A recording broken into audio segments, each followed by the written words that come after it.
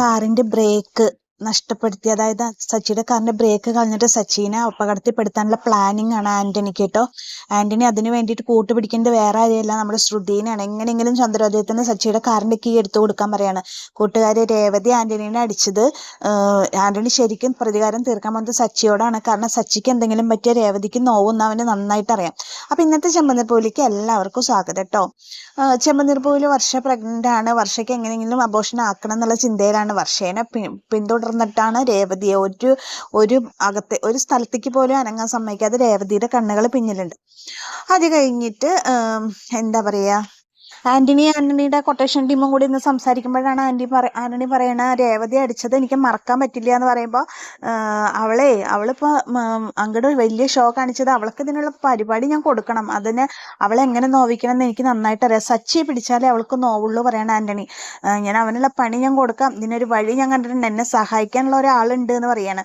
അതാരാ ആന്റണി ചേട്ടാ? അതൊക്കെ ഉണ്ട് പറഞ്ഞിട്ട് ആന്റണി ശ്രുതിനെ വിളിക്കണം. ശ്രുതിനെ വിളിക്കുമ്പോൾ ഫോൺ അടിക്കുമ്പോൾ ശ്രുതി വന്ന് നോക്കുമ്പോൾ അത് ആന്റണിയാണ്. എന്താ ആന്റണി ചോദിക്കാണ് ശ്രുതി. അപ്പൊ ശ്രുതി, നീ എനിക്കൊരു ഹെൽപ്പ് ചെയ്യണം. ഹെൽപ്പ് ചെയ്യാനോ? എന്താ ചോദിക്കുമ്പോൾ പറയാം എനിക്ക് സച്ചിയുടെ കാറിന്റെ കീ ഒന്ന് വേണം പറയും. എന്തിനായിരിക്കുമ്പോ അവനിട്ടൊരു പണി കൊടുക്കാനാണെന്ന് പറയും. അപ്പൊ ശ്രുതി പറയും സച്ചിക്കിട്ട് പണി കൊടുക്കാനോ? ശ്രുതിയും അത് തന്നെയാണല്ലോ ഉദ്ദേശിക്കുന്നത്, സച്ചിനെ എങ്ങനെയെങ്കിലും ട്രാപ്പ് ആക്കണമെന്ന്. അപ്പൊ ശ്രുതി പറയാണ് ഞാൻ എങ്ങനെ എടുക്കും, ഞാൻ ചന്ദ്രോദയത്തിൽ ഇല്ലല്ലോ ആന്റണി, എന്നെ അവിടെ കേട്ടില്ലല്ലോ പറയാണ്. അപ്പൊ ആന്റണി പറയണ എങ്ങനെയായാലും കുഴപ്പമില്ല, നീ എനിക്കൊരു ഹെൽപ്പ് ചെയ്യണം, എനിക്ക് അവന്റെ ചാവി തന്നേ പറ്റൂ, കുറച്ചു നേരത്തേക്ക് മതി, അത് കഴിഞ്ഞ് ഞാൻ തരാം എന്നൊക്കെ പറയാണ്. ആന്റണി ഉദ്ദേശിക്കുന്നത് സച്ചിയുടെ കാറിന്റെ ചാവി എടുത്തിട്ട് സച്ചിയുടെ ബ്രേക്ക് കേടുവരുത്തിയിട്ട് സച്ചിനെ അപായപ്പെടുത്താനാണ് ആന്റണിയുടെ പ്ലാൻ. അപ്പോൾ ശ്രുതി പറയും ഞങ്ങൾക്ക് അവിടെ കയറാൻ പറ്റില്ല, എന്നാലും ഞാനൊന്ന് നോക്കട്ടെ എന്ന് പറയണ ശ്രുതി. എന്നിട്ട് ശ്രുതി എന്ത് ചെയ്യും, ആലോചിക്കുകയാണ് എങ്ങനെ കിട്ടും കാറിന്റെ കീ എന്നിങ്ങനെ ആലോചിച്ചിട്ട് ശ്രുതി ബാമാൻ്റെ വീട്ടിൽ പോകാമെന്ന് തീരുമാനിക്കുകയാണ്. അങ്ങനെ ബാമ വന്നിട്ട് ബാമയുടെ വീട്ടിൽ വന്നിട്ട് വാതിലുമ്പം കോളിംഗ് ബെല്ലടിക്കുമ്പോൾ ബാമ അവളെ കണ്ടുടഞ്ഞ് വാതിലടിക്കണം. നീ ഇങ്ങോട്ട് വരണ്ട, നീ എന്തിനങ്ങോട്ട് വന്നേ, ഇനി എന്നോട് നീ ഒന്നും പറയണ്ട, നിന്റെ വാക്കും വിശ്വസിച്ചാണ് ഞാൻ അവിടെ പോയിട്ട് പറഞ്ഞത്, ഇനി ചന്ദ്രയുടെ വായെന്ന് എനിക്ക് കേൾക്കാൻ ഒന്നുമില്ല, നീ എന്തിനാ അങ്ങനെ കള്ളത്തരം പറഞ്ഞ ശ്രുതി ഒരു കാര്യം ചെയ്യ, എന്നോടൊന്നും മിണ്ടാൻ വരണ്ട, നീ പൊയ്ക്കോ പറയാണ്. അപ്പൊ ആന്റി, എനിക്ക് ആന്റിയോടല്ലാതെ വേറെ ആരോടാ മിണ്ടാനുള്ളത്, ഞാൻ ഇവിടേക്ക് അല്ലാണ്ട് വേറെ എവിടേക്കാ വരിക, ആന്റി കൂടി എന്നെ കൈയൊഴിഞ്ഞ് അറിയാലോ എന്ന് പറഞ്ഞിട്ട് ഫാനിലേക്ക് ഇങ്ങനെ നോക്കണ്ട. ഫാനിലേക്ക് നോക്കുമ്പോ ബാമ വിചാരിക്കണ ദൈവമേ ഈ പെണ്ണ് ഫാനിൽ കെട്ടിത്തൂങ്ങി ചാവോ, അത് എനിക്കൊരു ഉപകാരം ചെയ്യണം ആന്റി, അതിന് വേണ്ടിയിട്ടാണ് ഞാൻ വന്നേ പറയുമ്പോ ഇല്ല ഞാൻ എല്ലാം നിർത്തി പറയുമ്പോ അങ്ങനെ പറയില്ല ആന്റി, എനിക്ക് സച്ചിയുടെ വണ്ടിയുടെ ചാവി ഒന്ന് വേണം പറയണം. സച്ചിയുടെ വണ്ടിയുടെ ചാവി എന്തിനാ നിനക്ക്? അതെ എന്റെ ബാഗ് കയ്യിലായിപ്പോയി ആന്റി, അവര് എന്നെ അവിടെ വഴിയിൽ ഇറക്കി വിട്ടു പോയല്ലേ ഉണ്ടായിരുന്നു, അതിൽ സ്വർണ്ണൊക്കെ ഉണ്ട്, അത് കാരണം കൊണ്ട് എങ്ങനെയെങ്കിലും അതൊന്നും എടുക്കാൻ ആന്റി എന്ന് പറയാണ് ശ്രുതി. പക്ഷെ ബാമ പറയാ എനിക്കൊന്നും പറ്റില്ല, നീ മിണ്ടാതിരുന്ന ഞാൻ എന്ത് പറഞ്ഞിട്ട് സച്ചിയുടെ ചാവി എടുത്തു തരും, ഒരു കാര്യം ചെയ്യാം, ഞാൻ അവിടെ പോയിട്ട് സച്ചിയുടെ കാറിന്റെ ഡിക്കി തുറന്നിട്ട് നിന്റെ ബാഗ് എടുത്തു തരാൻ പറയുമ്പോ അത് വേണ്ട ആന്റി, അങ്ങനെ ചെയ്താൽ ശരിയാവില്ല, എനിക്ക് അതിലെല്ലാം ഉണ്ടോന്നൊന്ന് ചെക്ക് ചെയ്യണ്ട, ഞാൻ തന്നെ എടുത്തോളാം, എന്നെ അങ്ങോട്ട് കേട്ടില്ലല്ലോ, അതുകൊണ്ടല്ലേ ഞാൻ ആന്റിയോട് സഹായം ചോദിക്കണമെന്നൊക്കെ പറയണ ശ്രുതി. അപ്പൊ ബാമ പറയാണ് ഞാൻ നോക്കട്ടെ, എനിക്ക് ഉറപ്പൊന്നുമില്ല, ഞാൻ നോക്കട്ടെ, നിന്നെ വിശ്വസിച്ചിരുന്നിട്ട് ഇതും പ്രശ്നമാവോ ശ്രുതി എന്നൊക്കെ ചോദിക്കുമ്പോൾ ഒന്നുമില്ല ആന്റി, ശരി നീ പൊക്കോ, ഞാൻ നോക്കട്ടെ എന്ന് പറയണം. എന്നിട്ട് ശ്രുതി പോയി കഴിയുമ്പോൾ ബാമ വിചാരിക്കാണ് ദൈവമേ ഈ പെണ്ണെങ്ങാനും ഇനി അടുത്ത കള്ളത്തരാണോ, ഇവളെന്തെങ്കിലും ഉഡായിപ്പാണോ, എങ്ങനെ വിശ്വസിക്കുക ഇവളെ എന്നൊക്കെ ഇങ്ങനെ ബാമ വിചാരിക്കണം. പക്ഷെ ബാമ പോവാമെന്ന് തന്നെയാണ് തീരുമാനിച്ചേക്കണത്. അങ്ങനെ വൈകുന്നേരമായി. ചന്ദ്രോദയത്തില് വർഷ അങ്ങനെ പുസ്തകം വായിച്ച് അവിടെ ഹാളിലുള്ള സെറ്റിയിൽ തന്നെ ഇരുന്ന് ഉറങ്ങിപ്പോയി. അപ്പൊ രേവതി കാണുമ്പോൾ ഈശ്വര എന്തൊരു ക്ഷീണം എൻ്റെ കുട്ടിക്ക്, നല്ല ക്ഷീണമുണ്ടല്ലോ വർഷയ്ക്ക്, പാവം ഇരുന്ന് ഉറങ്ങിപ്പോയി പറഞ്ഞിട്ട് ആ ബുക്കൊക്കെ എടുത്ത് മാറ്റിയിട്ട് വർഷയുടെ നെഞ്ചത്തുനിന്ന് വായിച്ചിട്ടുണ്ടായിരുന്ന ബുക്കൊക്കെ എടുത്ത് മാറ്റിയാണ്. ആ സമയത്ത് രവീന്ദ്രൻ അവിടെ വന്നിട്ട് മോളെ വിളിക്കുമ്പോൾ അച്ഛ മെല്ലെ അച്ഛാ ഉറങ്ങിക്കോട്ടെ എന്ന് പറയണം. ഉറങ്ങിക്കോട്ടെ എന്ന് പറയാണ്. പാവം ക്ഷീണം ഉണ്ടാവും, അതുകൊണ്ടാ പറയുമ്പോ ഉറങ്ങിക്കോട്ടെ എന്തിനാ അച്ഛൻ വിളിച്ചു നോക്കുമ്പോൾ പറയാണ് അശോകന് കുറച്ച് പൂ വേണം, അതിനോട് നിന്റെ കാര്യം പറയാൻ വേണ്ടിയിട്ട് വിളിച്ചതാണ് പറഞ്ഞത്, അതൊക്കെ ഞാൻ കൊടുക്കാച്ചാന്ന് പറഞ്ഞു.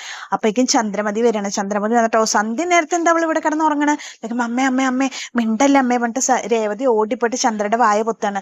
ഉറങ്ങിക്കോട്ടെ അമ്മേ, ക്ഷീണം ഉണ്ടാവും പറയുമ്പോ എന്റെ വായ പൊത്താൻ മാത്രം ധൈര്യമായോടി നിനക്ക് എന്റെ വായ പൊത്താൻ മാത്രം എത്ര ധൈര്യമോ എന്നൊക്കെ ചോദിക്കണം. അമ്മേ മെല്ലെ അമ്മേ, വർഷം ഉറങ്ങിക്കോട്ടെ, നല്ല ക്ഷീണം കൊണ്ടല്ലേ എന്നൊക്കെ പറയാണ്. അപ്പൊ ചന്ദ്രമതി പറയും ഈ സന്ധ്യ നേരത്തെ വിളക്ക് വെക്കുന്ന സമയത്ത് അത് ആരാണെങ്കിലും ഇതൊന്നും അനുവദിച്ചു കൊടുക്കാൻ പറ്റില്ല എന്നൊക്കെ പറയാണ്. പാവല്ലേ അമ്മേ പറയുമ്പോ നിനക്ക് എന്താണ് അവളോട് ഇത്ര സ്നേഹം, നീ തലയിലാണല്ലോ കൊണ്ടു നടക്കണ, അവളുടെ അവസ്ഥ ഇപ്പൊ അതല്ലേ അമ്മേ, അതുകൊണ്ട് നമ്മളെ തലയിൽ കൊണ്ട് നടക്കണ്ടേ എന്നൊക്കെ പറയണേ. ഈ സമയത്ത് എന്താ കോളിംഗ് ബെല്ല് അടിക്കാണ്. കോളിംഗ് ബെല്ല് അടിച്ചതിലും പ്രകാരം തുടരെ കോളിംഗ് ബെല്ല് അടിച്ചുകൊണ്ടിരിക്കണം. അപ്പൊ വർഷ ചാടി നീക്കും കോളിംഗ് ബെല്ല് അടിക്കുന്ന ശബ്ദം കേൾക്കുമ്പോ. എല്ലാം കഴിഞ്ഞു, അവളെ എഴുന്നേറ്റു. അത് ആരാന്ന് നോക്കാൻ പറയാണ് രവീന്ദ്രൻ ചന്ദ്രമതിയോട്. അപ്പൊ ചന്ദ്രമതി നോക്കുമ്പോ ഭാമയാണ്. എന്തിനാ നീ ഇങ്ങോട്ട് വന്നേ? ഞാനേ വർഷയ്ക്ക് കുറച്ച് സ്വീറ്റ്സും കൊണ്ട് വന്നതാന്നൊക്കെ പറഞ്ഞിട്ട് ചന്ദ്രമതിനെ മാറ്റിയിട്ട് ഭാമ നേരെ വർഷയുടെ അടുത്തേക്ക് വരണം. എന്നാ മോളെ കുറച്ച് സ്വീറ്റ്സ് ആണ്, എൻ്റെ മോൾ ഇങ്ങനെ ഇരിക്കല്ലേ, അത് അപ്പൊ ആന്റി ഒന്ന് കൊണ്ടുവന്നതാ പറഞ്ഞിട്ട് വർഷയുടെ കയ്യിൽ കൊടുക്കാണ്. കൊടുത്തില്ലേ, ഇനി നീ പൊക്കോ പറയാണ് ചന്ദ്രമതി. ഞാൻ പോവാനോ, ഞാൻ പൊക്കോളാം, ഞാൻ ഇവളൊന്ന് കാണാൻ വന്നതല്ലേ, ഇനിയിപ്പോ എന്തായാലും എനിക്ക് സച്ചിനെയും കൂടി ഒന്ന് കാണണം. സച്ചി വരാൻ നേരം വൈകും. രേവതി ചോദിക്കുമ്പോ നേരം അറിയില്ല ആന്റി, ഓട്ടത്തിനനുസരിച്ചിരിക്കും, ലോങ് ഒക്കെ ആണെങ്കിൽ നേരം വൈകും, അല്ലെങ്കിൽ വേഗം വരും എന്ന് പറയാണ്.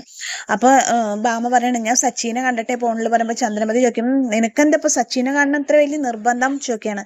എനിക്ക് സച്ചിനെ കാണുമ്പോ മനസ്സിനൊരു സന്തോഷം, അതുകൊണ്ടാന്നൊക്കെ പറയുമ്പോ ഇനിയിപ്പൊ അതിന്റെയും കൂടി ഒരു കുറവുണ്ടായിരുന്നു എന്ന് പറയാണ് ചന്ദ്രമതി ഭാമയോട്. അങ്ങനെ അവർ സംസാരിച്ചുകൊണ്ടിരിക്കുന്ന സമയത്ത് സച്ചിയുടെ കാറ് വന്നു. സച്ചി അങ്ങനെ ഹോളിലേക്ക് കയറിയപ്പോ ബാമാന്റിയോ, എന്താ ബാമാന്റി വിശേഷം? അപ്പൊ അതിന് മുൻപ് വർഷ പറയുന്നുണ്ട്, ആന്റി എനിക്ക് നല്ല ക്ഷീണുണ്ട്, ഞാനൊന്ന് പോയി കിടന്നോട്ടെ ചോദിച്ചിട്ട് ഭാമയോട് ചോദിച്ചിട്ട് ഭാമ കൊണ്ടുവന്ന സ്വീറ്റ്സിന്റെ ബോക്സ് എടുത്തിട്ട് വർഷ അകത്തേക്ക് കിടക്കാൻ പോവാണ്. ശരി മോള് പൊക്കോന്ന് പറയണം. അപ്പൊ ഭാമ അത് കഴിഞ്ഞിട്ട് സച്ചി വന്നപ്പോ പറയാണത്, സച്ചി വന്നോ, നിനക്ക് കണ്ട സന്തോഷം ഉണ്ടാവും എന്ന് പറഞ്ഞ ആള് വന്നിട്ടുണ്ട് ഭാമേ എന്ന് പറയാണ്. കണ്ടിട്ട് പൊക്കോ എന്നൊക്കെ പറയണം.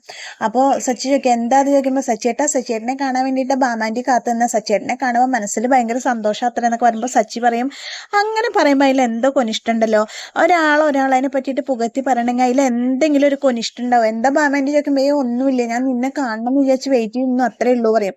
അപ്പൊ സച്ചി പറയും, അല്ലല്ല അങ്ങനെയാകുമ്പോ നമ്മളൊന്ന് സൂക്ഷിക്കണല്ലോ എന്നൊക്കെ അങ്ങനെ പറയാണ്. അപ്പൊ ഭാമ ഒന്നും മിണ്ടില്ല, ഭാമ നിന്നിങ്ങനെ പരിങ്ങണം. അപ്പൊ സച്ചി പറയുന്നുണ്ട്, ഞാൻ നിന്നൊന്ന് കാണണമെന്നേ വിചാരിച്ചുള്ളൂ. സച്ചി പറയണ ശരി ഭാവന്റെ ഇരിക്കും, എനിക്ക് വിശന്നിട്ട് പോയി, ഞാൻ എന്തെങ്കിലും ഒന്ന് കഴിക്കട്ടെ എന്ന് പറഞ്ഞിട്ട് അങ്ങനെ സച്ചി കാറിന്റെ കീ കയ്യിലിട്ട് ഇതാക്കിയിട്ടാണ് ഭാമയോട് സംസാരിക്കുന്നത്.